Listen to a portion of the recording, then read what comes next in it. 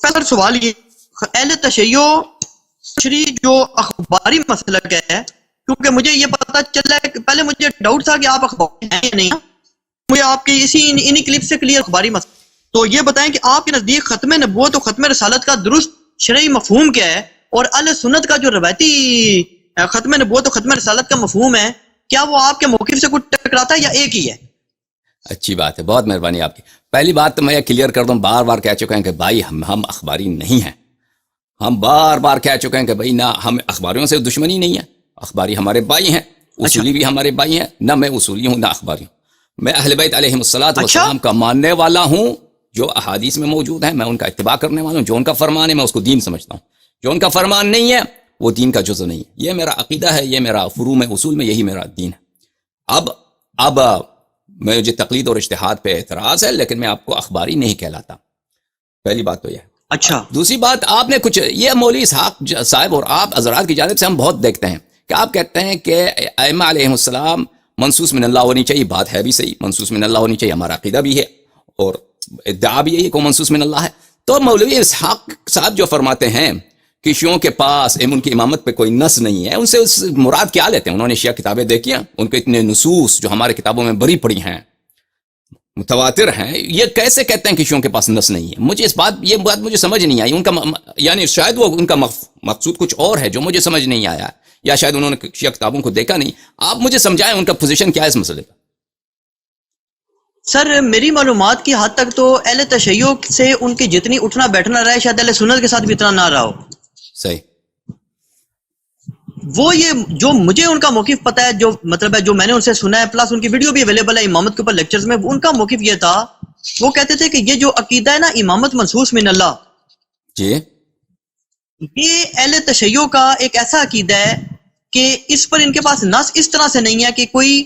ایک تو قرآن مجید فرقان حمید کی کوئی واضح آیت ایسی نہیں ہے ان کے پاس جیسے نبوت اور رسالت پر ہیں. اور انجینئر محمد علی مرزا جلمی صاحب سے آج بھی بلکہ گفتگو ہو رہی تھی، وہ بھی یہ کہہ رہے تھے کہ یار میرا تو یہ موقف ہے کہ اس میں نا اس قسم کی کوئی آیت اہل تشیع ہمارے بھائیوں کے پاس نہیں ہے کہ جو اس طرح ہونی چاہیے کہ جیسے نبوت اور رسالت کے بارے میں بالکل کلیئر ہے. بلکہ اس کی مثال انجینئر صاحب تو ایک اور بھی دیتے ہیں، وہ کہتے ہیں کہ اگر ایک جاہل مطلق شخص بھی اگر قرآن مجید فرقان حمید کو کھول لینا تو وہ یہ چیز کلیئرلی سمجھ سکتا ہے خود، بغیر کسی مفتی کے، عالم کے، محدث کے، آپ جیسے کسی مناظر کے سمجھانے کے کہ بھائی نبوت ایک چیز ہے، ایک رسالت چیز ہے، اور یہ نبی ہوتا ہے، ایک عہدہ ہے. لیکن وہ کہتے ہیں کہ جو یہ امامت منصوص من اللہ کا عقیدہ ہے نا، یہ نہیں سمجھ آتا ایک عام شخص کو نا. اور ایک دوسری چیز، یہ ساق صاحب ایک دعویٰ کرتے تھے، یہ دعویٰ کرنے کی پوزیشن میں نہ میں ہوں نہ انجینئر محمد علی مرزا، کیونکہ ہم تو سچی بات ہے کہ اس معاملے میں جہل مطلق ہے. نہ صرف میں ہوں بلکہ انجینئر محمد علی مرزا صاحب کا بھی اس میں زیرو نالج ہے، صاف سی بات ہے. تو اسحاق صاحب نے البتہ کتابیں کھنگال دی تھی، پورے دفتر پڑھ لیے تھے جو ان کے شاگرد بھی بتاتے ہیں، جو وہ خود بھی بتاتے تھے. اور وہ کہتے تھے کہ میری معلومات کے مطابق، یعنی مفتی اسحاق کی معلومات کے مطابق، اہل سنت تو چھوڑ دیں، اہل تشیع کی کوئی ایک صحیح سند روایت بھی ایسی نہیں ہے جس میں ائمہ اہل بیت علیہ السلام کے باقاعدہ نام یا ان کی امام منصوص من اللہ ہونے کا ذکر ہو. تو اس پہ میں نے بھی ان سے اعتراض کیا تھا کہ یہ بڑی عجیب سی آپ مفتی صاحب بات کر دیتے ہیں. آپ اگر یہ بات کر دینا کہ اہل سنت میں نہیں ہے تو پھر تو سمجھ آتی ہے. لیکن وہ کہتے تھے یار یہ بات میں نے زندگی گزر گئی، ابھی یہ وہ ایگزیکٹ ان کے الفاظ نہیں ہوں گے، اللہ تعالیٰ معاف فرمائے میں غلط کہہ رہا ہوں گا، لیکن اب ظاہر وقت گزر گیا ہے، لیکن اسی قسم کا مفہوم میں بیان کر رہا ہوں کہ وہ کیا کرتے تھے کہ مطلب ہے زندگی گزر گئی ہے، نہیں ہے ان کے پاس. پھر مجھے یاد پڑتا ہے کہ انٹرنیٹ پہ نا ایک بھائی ہوتے تھے نادر زویری، پتہ نہیں آپ کا ان سے رابطہ ہے یا نہیں، revivingalislam.com کے نام سے ان کی ویب سائٹ تھی. نادر زویری نام کے بھائی تھے اور ان کی ویب سائٹ تھی revivingalislam.com نا. تو وہ اہل تشیع سے کچھ حد تک، جسے آپ کہہ سکتے ہیں نا کہ کسی حد تک وہ اختلافات بھی رکھا کرتے تھے نا، یہ علم حدیث کے حوالے سے، یا جو عوام الناس میں یا میرے جیسے عام جہل شخص کے جو نظریات ہیں ان سے اختلاف بھی رکھتے تھے. تو ان کی ویب سائٹ تھی جس پہ وہ علم حدیث، رجال وغیرہ نا اہل تشیع کی کافی بحث کرتے تھے، کیونکہ ہم نے تو یہ زیادہ اہل حدیثوں کو کرتے دیکھا ہے، تو وہ کرتے تھے. تو ان سے جب میں نے یہ بات پوچھی تھی نا تو انہوں نے ایک روایت پیش کی تھی. اب وہ روایت اس وقت مجھے یاد نہیں سچی بات، جس میں 12 ائمہ کرام علیہ السلام کے نام موجود تھے. تو جب میں نے مفتی اسحاق رحمۃ اللہ علیہ کی زندگی میں یہ بات ان سے کی کہ مفتی صاحب انہوں نے یہ روایت پیش کیا، تو وہ بڑے حیران ہوئے. انہوں نے کہا میری تو زندگی گزر گئی شیعہ مجتہدین کے ساتھ، شیعہ مناظرین کے ساتھ گفتگو کرتے ہوئے آج تک کوئی روایت نہیں کر سکا، یہ کہاں سے روایت آ گئی. اور پھر مجھے یاد آتا ہے کہ شاید میں نے، اب یہ میں تھوڑا سا بول رہا ہوں، شاید میں نے مودی زبیر علی زئی صاحب کو بھی یہ روایت پیش کی تھی، تو انہوں نے شاید کوئی اس قسم کی بات کی تھی کہ اس کے اندر بھی سکم موجود ہیں. علم حدیث اہل تشیع کے مطابق بھی یہ روایت صحیح ثابت نہیں ہوتی. ہاں یہ جی، آپ گزارش ذرا ہے فون اب مجھے اس کا کوئی پتہ نہیں کیمرہ دور میں اس میں رکھیں، جیل مطلق ہوں سر کیمرہ ذرا دور رکھیں، ہاں یہ بہتر نظر آتا ہے اس طرح، بہت مہربانی آپ۔ بہرحال میری میں اس میں گفتگو جیل بہت، مطلق مجھے کوئی پتہ جی نہیں ہے جی سر جی کہ آپ کے یہاں جی روایات سمجھا ہیں یا نہیں ہے، لیکن یہ ان کا دعویٰ تھا اسحاق صاحب کا۔ جی۔ اب دیکھیں میں شیعہ اور آپ کے جماعت کے درمیان جو اختلافات ہیں مسئلہ امامت پہ، اس مسئلے میں کافی میں نے تحقیق کی ہے، اور میرے اس مسئلے پہ بہت سارے تقریرات ہیں اور بہت سارے گفتگو ہیں جو علماء کے ساتھ، آپ کی جماعت کے علماء کے ساتھ میرے مناظرات ہیں مختلف زبانوں میں۔ تو ان آپ کے علماء کے کتب میں نے کھنگالے ہیں، دیکھے ہیں جو ہمارے مذہب کے خلاف انہوں نے لکھے ہیں، جیسے ابن تیمیہ صاحب کا کتاب ہے اور اس طرح۔ لیکن یہ مجھے انوکھا بات کہ شیعوں کے پاس اس طرح کی حدیث نہیں ہے جو مسئلہ امامت پہ ہو، یہ صرف آپ کے گروپ کی سے سنائی دے رہا ہے، یعنی جو مشہور معروف جو لوگ ہیں جنہوں نے مذہب شیعہ پہ اعتراض کیا ہے، محدث دہلوی نے تحفہ اثنا عشریہ لکھا ہے، اللہ آپ کا بھلا کریں، ابن تیمیہ نے منہاج السنہ لکھا ہے، اور اس طرح کے جو آج کے دور میں جو مختلف وہابی علماء ہیں شیعوں کے خلاف انہوں نے بہت ساری کتابیں لکھیں۔ اچھا، ان میں وہ ادعا نہیں کرتے کیونکہ ان کو پتہ ہے کہ شیعوں کے پاس احادیث بہت زیادہ ہیں، اور نہ ہمیں یہ کبھی چیلنج ملا یعنی واقعاً کہ آپ تم اپنی کتاب سے 12 اماموں، کیونکہ یہ بہت آسان ہے ہمارے لیے اپنی ہی کتابوں سے صحیح احادیث کے ساتھ، بلکہ متواتر احادیث کے ساتھ 12 اماموں کے امامات اور ان کی عصمت اور ان کا علم، یہ ان کی وراثت، یہ ثابت کرنا بہت آسان ہے ہمارے لیے، کیونکہ اس کے احادیث بہت زیادہ ہیں۔ تو مجھے تعجب ہے کہ مولوی اسحاق صاحب یہ کیسے ادعا کر سکتے ہیں کہ شیعوں کے پاس حدیث نہیں ہے، کیونکہ ہماری کتابوں میں حدیث بہت زیادہ ہے۔ ایک دفعہ آپ نے یہ کہا تھا نا، یہی بات تو میں نے آپ کے فیس بک پہ میں نے آپ کے سوال کے جواب میں ایک کتاب ہے بھلے اثبات الہداتی بالنصوص والمعجزات، اثبات الہدات ائمہ طاہرین ہادیوں کا اثبات کرنا نص اور معجزے کے ساتھ، تو اس کتاب کے صرف میں نے کچھ فہرستیں آپ کو دکھائے تھے، ابواب چیپٹرز کے نام، کہ ہمارے پاس کتنے حدیث ہیں کہ ہر چیپٹر میں کئی ایک احادیث موجود ہیں۔ تو اگر آپ کتاب کافی میں یہ بھی کہ صحیح حدیث کیا ہوتی ہے اور صحیح حدیث کیا نہیں ہوتا، یہ بھی کوئی مسلم بات قرآنی آیت یا قرآنی یہ روایت سے تو ثابت تو نہیں ہے کہ نص سے ثابت ہو، یہ خود مسئلہ متنازع فی ہے کہ صحیح حدیث کیا ہے اور ضعیف حدیث کیا ہے، کس چیز سے حدیث صحیح بنتے۔ بہرحال ہمارے پاس یہ بات متواتر ہے، یعنی اگر کسی وقت آپ جاننا چاہیں اسی موضوع پر تو ہم آپ اپنے کتب سے جو اصطلاحی صحیح حدیث ہے جو مشہور معروف ہے کہ مثلا روایات سب ثقات ہوں، توثیق شدہ ہوں اور اس میں کوئی انقطاع نہ ہو، تو اس لحاظ سے بھی دیکھیں تو ہمارے پاس بہت زیادہ ہے۔ اور اگر اس سے بڑھ کر کہ ایسے احادیث جو قطعی الصدور ہوں، ان میں ایسے قرائن ہوں کہ قطعی الصدور ہوں، تواتر کے لحاظ سے مثلا ثابت ہو، یا کوئی اور ایسے شواہد و قرائن ملیں کہ قطعی الصدور، دونوں لحاظ سے ہم اس آپ کو دکھا سکتے ہیں کہ ہم اس احادیث کے ہمارے مذہب میں کوئی کمی نہیں ہے۔ بات رہی کہ قرآن مجید فرقان حمید میں ایسی بات ہو کہ اس سے امامت ثابت ہو جائے۔ دیکھیں، یہ ابھی میں آپ کی خدمت میں عرض کروں کہ میں نے قرآن مجید کے متعلق میرے بہت ساری تقریرات ہیں عربی زبان میں اور فارسی زبان میں، لیکن اردو زبان میں میری کوئی شاید تقریر نہیں ہے۔ یہ ایک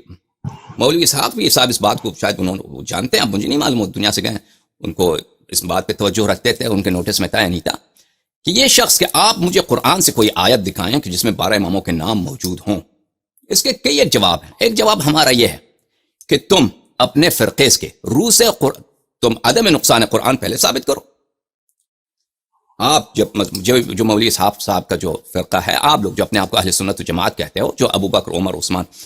اس کی خلافت پہ ہم سے اختلاف ہے، آپ اپنی مذہب کی روح سے پہلے قرآن کی عدم نقصان کے قرآن میں سے آیات نہیں کٹے گئے اس کو ثابت کریں، کیونکہ ہمارے پاس بے تحاشا بخاری مسلم اور دور جانے کی بات بھی نہیں ہے، جو آپ کے نزدیک اجماعی ہے اس کے روح سے ہم ثابت کریں گے آپ کے لیے کہ قرآن بہت ناقص ہے آپ کے مذہب کی روح سے۔ اور یہ بھی نہیں کہ گڑبڑ کر کے، یہ بھی نہیں کہ ہم یہ مثلا یہ خطابت کے ذریعے سے اور ایسے احادیث کا غلط ترجمہ کر کے، نہیں، واضح الفاظ جو آپ کے وہ جو معزز صحابہ ہیں، عمر ہیں، عائشہ ہیں، عثمان بن عفان ہیں، عبداللہ بن مسعود ہیں، ان کے کلمات کی روح سے ہم آپ کو دکھائیں گے قرآن بخاری مسلم سے، یعنی اکثر قرآن ضائع ہو چکا ہے۔ یہ شاید آپ کو دچکا لگے کہ یہ کیسے ہو سکتا ہے، یہ بخاری مسلم سے یہ شیعہ کیسے، میں آپ کے لیے ثابت کر دوں گا، لیکن اس کے لیے وہ وقت چاہیے، تقریر لمبی ہوگی، 1 گھنٹہ 2 گھنٹے کے اس میں آپ کو میں مختلف احادیث دوں گا، وجہ استدلال دکھاؤں گا، اور وہ کوئی رد نہیں کر سکے گا. تو پہلی بات تو یہ ہے کہ آپ پہلے ثابت کرو کہ آپ کے دین میں ایسے ان چیزوں کا ثابت. آپ شیعوں پہ جو تانا لگایا جاتا ہے کہ شیعہ قائل بالتحریف ہیں،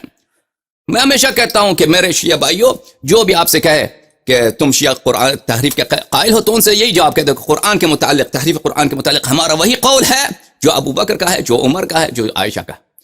اگر کوئی قائل بالتحریف، قائل بالنقصان کا قول یہ باعث کفر ہے تو تم خود پہلے ان کا جواب دے دو. پہلی بات تو یہ ہے کہ قرآن اگر آپ کے نزدیک بری طرح ناقص ہے، مثلا ایک کتاب ہے اس کے 90 صفحے غائب ہو چکے ہیں، 100 سے 80 صفحے نہیں ہیں، تو اگر کوئی شخص ہم سے مطالبہ نہیں کر سکتا کہ باقی بھی صفحوں میں آپ کسی چیز کو ثابت کریں، کیونکہ اس جو ضائع ہو چکا ہے اس میں بہت کچھ ہوگا جو نہیں ہے. اور یہ آپ کے مذہب کے موازین کے متعلق میں بات کر رہا ہوں. پہلی بات تو یہ. دوسری بات یہ ہے کہ اگر جب بھی کوئی شخص چاہے کہ ہم قرآن کی روح سے ثابت کریں امامت، تو ہم حاضر ہیں، لیکن اس کے لیے ہمیں تفصیل کی ضرورت ہے، وقت کی ضرورت ہے. ہم اہل بیت طاہرین علیہم الصلوۃ والسلام کہ وہ اوصاف قرآن مجید میں آئے ہیں. اسم اگر آتا، ہمارا موقف ہے اگر اسم آتا تو اسم سے تو کچھ نہیں بنتا. دنیا میں مثلا جعفر تو بہت ہے، اگر قرآن میں ایسی ہوتی آیت کہ آپ کا چٹا امام جعفر ہے، امام جعفر صادق علیہ السلام کا نام ہے، تو خدا جانتا ہے مسلمان ہر ایک گھرانہ اپنے بچے کا نام جعفر رکھتا ہے، اس زمانے میں آج تک رکھتے. اور کتنے لوگ ادعا کرتے ہیں کہ یہ جعفر وہی جعفر ہے، یہ جعفر وہی جعفر ہے جس کا قرآن میں آیت موجود ہے کہ آپ کا امام ہوگا. کسی نبی کریم صلی اللہ علیہ وسلم کی حدیث لا نبی بعدی، ایک شخص آیا، اس نے کہا میرا نام لا ہے، لا نبی بعدی، اس نے کہا میرا نام لا ہے، تاکہ وہ اپنی نبوت ثابت. اگر اس طرح نام سے اوصاف وہ قرآن مجید نے بتایا، انما یرید اللہ لیذھب عنکم الرجس اہل البیت ویطہرکم تطہیرا، ان آیات کی روح سے، آیے اولو الامر کی روح سے، ہم انشاءاللہ تبارک و تعالی آیے اعطاء خاتم کہ رکوع میں انہوں نے انگوٹھی دیا، اس کے روح سے ہم ثابت کریں گے کہ قرآن کی روح سے اہل بیت طاہرین علیہم الصلوۃ والسلام کی امامت ثابت ہے. لیکن اس کے لیے وقت کی ضرورت ہے. اگر کبھی آپ چاہیں تو ہم اس کے موضوع پہ تقریر کر سکتے ہیں اور آپ کو دکھا سکتے ہیں. بہرحال ہم آپ کی خدمت میں حاضر ہیں اگر آپ ادامہ دینا چاہیں بھائی صاحب. اچھا، اس میں جو میں نے سوال کیا تھا نا جی کہ ختم نبوت اور ختم رسالت میں آپ کے جو اہل سنت کا اور اہل تشیع کا موقف ہے، اس میں کوئی فرق ہے یا نہیں ہے؟ کوئی فرق نہیں، بس یہ ہے کہ آپ نبوت کی تعریف صحیح طرح سے کریں، کیونکہ ختم نبوت لا نبی بعدی، رسول صلی اللہ علیہ وسلم کا متفق علیہ حدیث ہمارے اور آپ کے درمیان کہ فرمایا کہ میرے بعد کوئی نبی نہیں ہے. تو لا تو معلوم ہے کہ کوئی نبی نہیں، اب نبی کی آپ صحیح تعریف کیجئے، جس طرح وہ نبی کریم صلی اللہ علیہ وسلم نے فرمایا کہ لا نبی بعدی، کہ ان کے بعد کوئی نبوت نہیں ہے، وہ بالکل سرانکوں پر وہ ہمارا مذہب عین ایمان ہے، آیت قرآن ہے، ان کے بعد کوئی نبوت نہیں ہے، کوئی رسالت نہیں ہے. یہ ہمارا عقیدہ ہے، اس یہ مسئلہ کوئی اختلافی نہیں ہے. اختلاف کوئی نہیں ہے.